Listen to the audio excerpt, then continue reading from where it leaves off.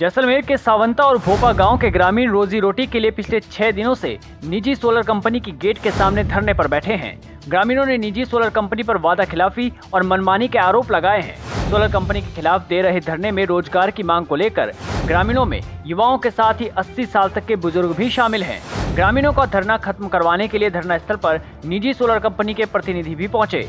उन्होंने ग्रामीणों को समझाया और धरना खत्म करने के लिए कहा, लेकिन ग्रामीणों से उनकी मांगों को लेकर कोई बात नहीं की, जिसके बाद से ग्रामीणों का कहना है कि जब तक उनकी मांगे नहीं मानी जाएंगी तब तक उनका धरना जारी रहेगा। ग्रामीणों ने तहसीलदार को ज्ञापन देकर मांगे नहीं माने जाने पर आमरण अनशन की भी चेतावनी दी है। सुनिए ग्रामीणों ने आमरण अनशन को लेकर और क्या कहा।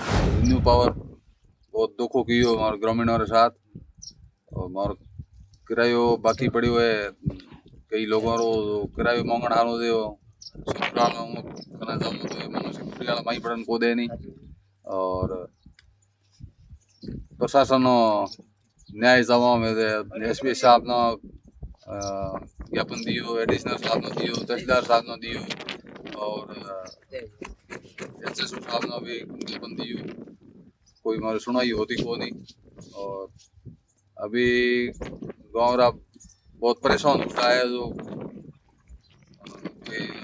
जनहानि भी हो सके मेरी जवाबदारी प्रशासन की है और न्याय नहीं मिले तो हमें अनशन माथे बेचिया।